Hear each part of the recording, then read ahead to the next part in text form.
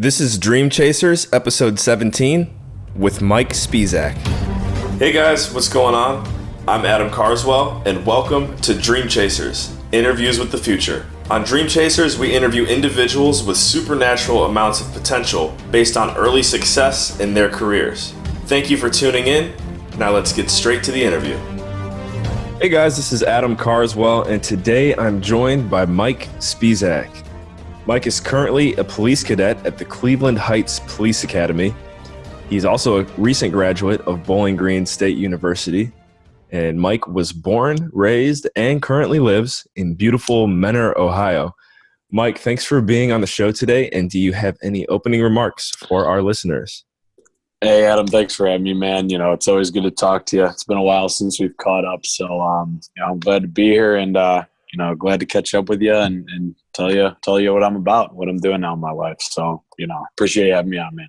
Definitely. I really was looking forward to this interview because, Mike and I, we go quite a ways back, and I've been following him in his recent finishing up of university, of college. And out of a lot of my friends, I would say coming right out of school, Mike was someone who really you could just tell was hyper-focused on the direction that they wanted to go with their career, even during school, but especially immediately after. His passion for the police academy and law enforcement in general, and just his passion for service really, in my opinion, stands out. So to kind of praise you a little bit before we get going, Mike, that's definitely why I wanted to have you on here. I appreciate that, man. I really do. It's it's a good time to be on, like I said. Yeah. So how long have you been in law enforcement now? So in the field of law enforcement, I have been in for 4 months. I've been a police cadet for 4 months at the Cleveland Heights Police Academy. I graduated, like you said, from Bowling Green State University back in the beginning of May. And I kind of had about a month and a half off. I started the police academy near the end of June. So I kind of took that, month and a half that I had off after school and before I started the police academy to kind of relax, regain my focus, regain my energy, kind of make that transition from 4 years in college to now, going to the field of law enforcement, starting the police academy. So I had that little time off. And then ever since the end of June when I started at the police academy, I've been grinding 40 hours a week. Luckily I have the weekends off, which is nice because you kind of want to regain focus on the weekends and, stay human while you're in the academy and while you're doing things every week and learning the job of police officer in training. But like I said, I've been in there for 4 months. I have less than 2 months to go. And then I hop out there as a police officer, and then I'll be on the road. And, I could not be more excited to get started, man. As you said, I've always been passionate about law enforcement and, getting into it at a very young age, barely taking any time off after school and jumping right into it has been my mindset. And I just don't want to waste any time on the way, man. So, yeah, short answer would be about 4 months. Hey, no, that's great. Thank you for sharing that with us. Really helps kind of clarify everything. Mm-hmm. When would you say did you first realize that this was something that you wanted to take to the next level? Because I know, through the years of knowing each other, it was something you seemed maybe interested in, but again, yeah. It seems like a flip was switched somewhere. Where was that? After my junior year, the summer after my junior year of college. So I was a criminal justice major. I actually decided going into college, I was undecided. Going into Bowling Green, I was undecided as a major. And then after my first semester, I declared criminal justice. So I started that program. And, with studying that criminal justice degree the first 2-3 years of college, I was like, always toyed with the idea of going into, law enforcement, being a police officer, but I wasn't exactly sure. I kind of wanted to go into the administrative side of things in law enforcement, kind of, working in the courts and maybe working in probation within the court systems and the correction system. But I took an internship after my junior year of college working for a police department around here back home. And that was a 3-month internship right after my junior year, like I said. And after I did that internship, I was hooked, man. I rode along for 40 hours a week with patrol officers for 3 months. I worked with the detective bureau, alongside the detectives in that police department for 3 months. And, they kind of had me get in on some cases and work with them. Being on patrol with these officers every day for 3 months and being exposed to it that summer was incredible. I was like, what? This is the coolest job in the world. This is exactly what I want to do. I've been studying this for 3 years now in college. I got 1 year left. And I kind of figured, senior year, this past year in school, my whole entire senior year, that was the mindset, man. It was, graduate and jump as soon as I can into the police academy. And that ended up being, Cleveland Heights Police Academy. And so I'd say right after that internship, after my junior year, man, that's when I decided I was 100%, 110% in, 110% focused and wanted to be a police officer. I'm wondering, so because this is an industry where I'm sure you've faced a lot of pushback, maybe from family, friends, for various reasons. Your safety, maybe certain people's political views. I'm sure there's just so many things that you've probably had to face that a lot of people haven't, choosing a career like this. So through all of that, what is your why? Why are you motivated to do this, and why is it something that you feel so passionate about? Obviously, first off, I want to make my parents proud. I want to make my sister proud. I want to make my family proud, and kind of show them that I'm a go-getter. I want to go get something, and going into this kind of job, that's something special.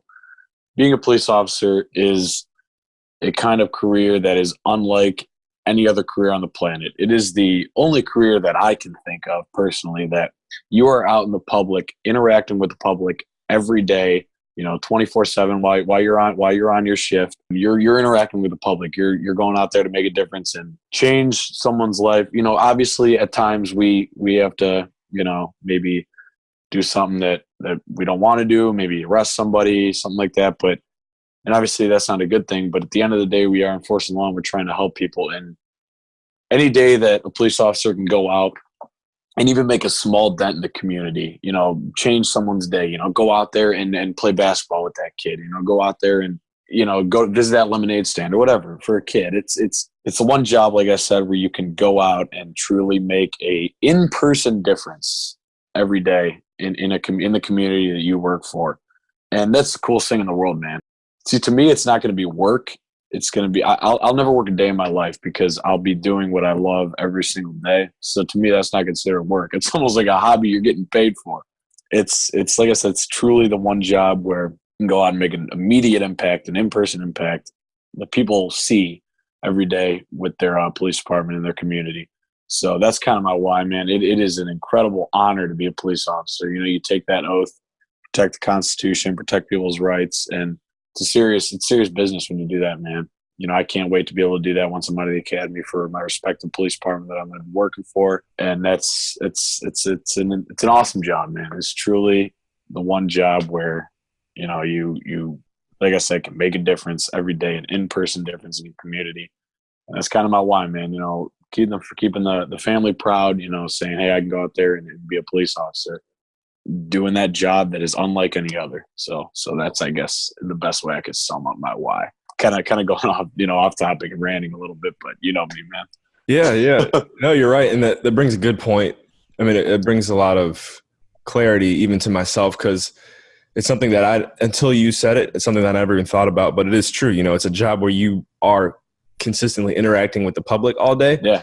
And I know you kind of use the cliche of like, the kid with the lemonade stand, but even that is true. Cause for example, it's the truth, man. That kid who's on the side of the street selling lemonade, police officer comes up and buys a glass of lemonade from him. That kid will never forget that day. He will always remember that, man. And along with that kid's parents, and the parents, they turn to their family, their brothers, sisters, uncles, cousins. Hey, a police officer came up and bought little Jimmy's lemonade today. It's like, that's right. that impact does go a lot further when you're in that uniform serving. It is, man. And going and kind of continuing on that, man, people always remember interactions that they have with the police. It's something that if they happen to have a negative one, man, they're going to remember that. They're going to remember what that officer said, what that officer did with the youth in a community, man. If you can go out, like we use the example of visiting a lemonade stand or playing basketball with them, you'd want a kid's first interaction with law enforcement to be a positive one. You don't want it to be when they're later on down the road, when they get in trouble and their first interaction with the police in their life is a negative one. And the first interaction with the police can be a negative one. And you don't want that. You want to get to the kids when they're young and, give them a good side of law enforcement. Be like, hey, we're here to help you. We're here to be friends with you. We're here to, protect you and make sure you're safe. And, we talk about that interaction, that first one, you want it to be a positive one with the youth and with anybody even, because it makes a lasting effect on how they view you, not only you, but the professional law enforcement as a whole. Yeah, that's so true. I completely agree. What industry leaders and role models are you inspired by? As of right now, my instructors and my commander in the police academy, they're, we're interacting with them every day, learning from them the job of being a police officer every day.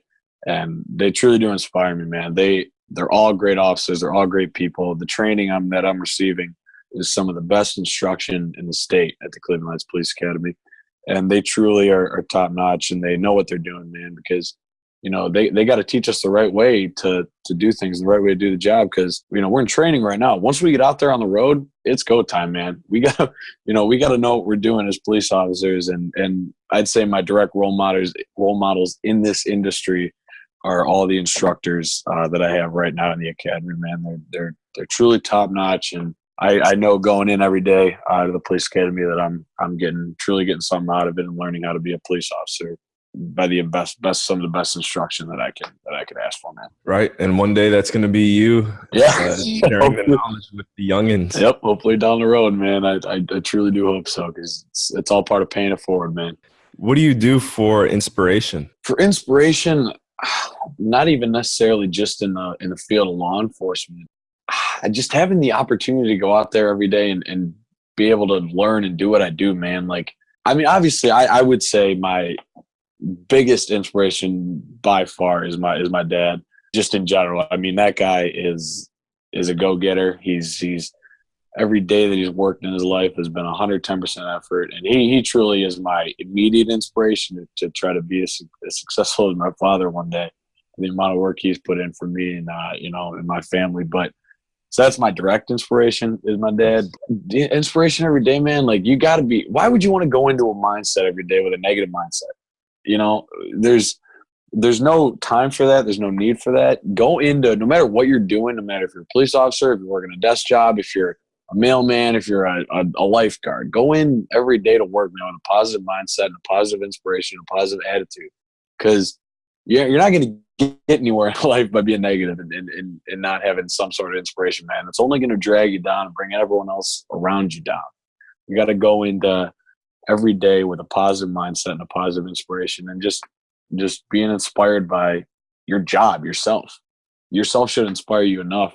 Your work ethic should inspire you enough to go out there and do the best you can every day, man. It's kind of the best way I could sum it up. Again, kind of ranting, but it's true. Because negativity and positivity, our mindset, our happiness. Yeah. It's a choice. I kind of chuckle because I don't know if you ever seen the movie Trolls. Have you seen that movie? I have not. But is it that cartoon one? Yeah.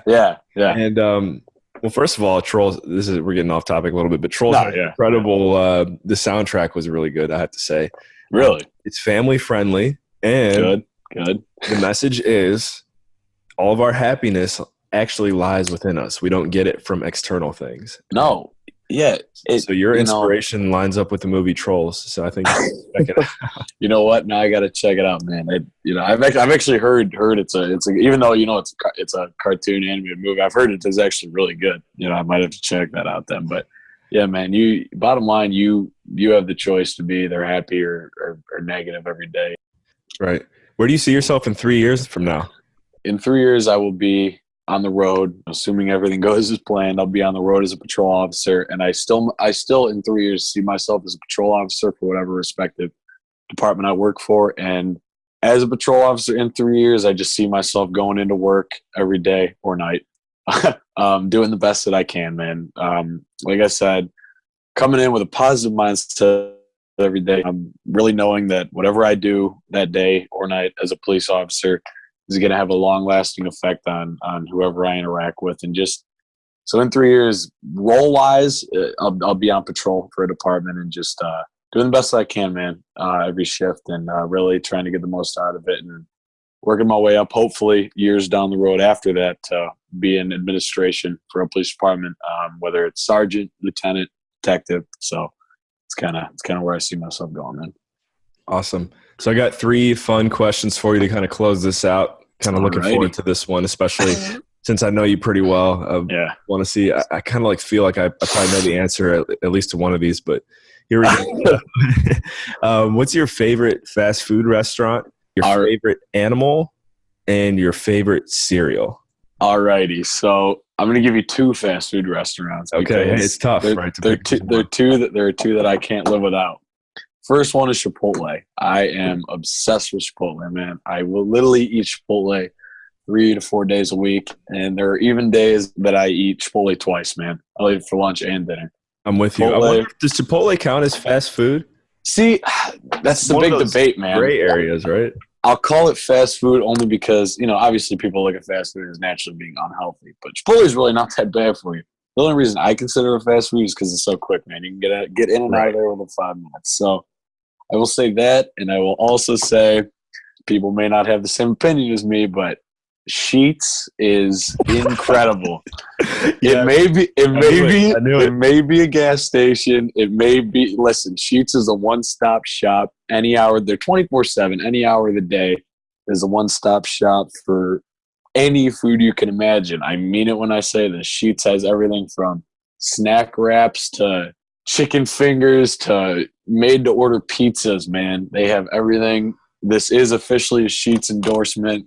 Go out there, get Sheetz. They make the food fresh for you right as you order it. It's made to order, and it is incredible, man. And I know you're a fan of Sheetz. Our entire friend group has been a fan of Sheetz, and we always got to stay loyal, man. Got to stay loyal to our roots. And they're the innovators of the touchscreen order. I know there's some other brands out there like Wawa out in the. Oh, we're not gonna give Wawa credit. Sheetz is the place to be. Kitco. Giant Eagle kind of saw how well Sheetz was doing and wanted to get their fingers into that. But no, Sheetz is they got the touch screens. That's their thing, man. They're incredible. Chipotle and Sheetz for sure. All right, great picks. So a favorite animal and favorite cereal as well. All right, animal, I'm going to have to go sharks. I think sharks are the coolest animals in the world. Shark Week, obviously everyone loves Shark Week. When that comes around every year in July, it's the only week anybody cares about sharks, it seems like, around the world is during Shark Week. But sharks are the coolest animal in the world, man. Just they're fierce. They're absolutely they don't back down. They don't back down from any fight. If you make them angry, you may regret it. But I think sharks are pretty cool, man. And cereal, I am not a breakfast guy, but the stereotype is true. People in law enforcement love donuts. I'm gonna stray away. I'm gonna stray away from cereal and just say that I like donuts, man. Because I'm gonna stick with a breakfast food. I eat donuts, and it's gotta have a hot McDonald's coffee with it. I'll eat donuts all day, every day, and I basically operate off coffee along with that. So I'm actually drinking a McDonald's coffee right now. Nice, there you go. But that'd be the cereal category. So you can validate the stereotype for us. Yeah, man. It's funny. I think the reason that stereotype started was because when police officers are working night shift, everything's closed. I mean, you could stop at Sheetz, like I said, they're 24/7, or a lot of donut shops would be open. They'd open super early. Go in there and bake, or make their donuts and bake them. And some of these shops open up at 3, 4 in the morning, and police officers on that night shift, the donuts are the only option, so they go for them, man. But we make sure we stay in shape on top of that. Don't worry. we make sure we get our physical training in. But yeah, man, donuts are the way to go for a quick snack, even meal. That's great. All right, Mike. Well, thanks for being on the show. Really enjoyed this conversation. Part of me wishes we could just keep it going. I'm sure both of us. That's the way we like to talk. We could. We could talk for hours, man. Absolutely. But yeah, so all right, guys. Well, thank you for listening. This has been another episode of Dream Chasers Interviews with the Future. We'll see you in the next episode. And remember, in all you think, say, and do, take it to the next level.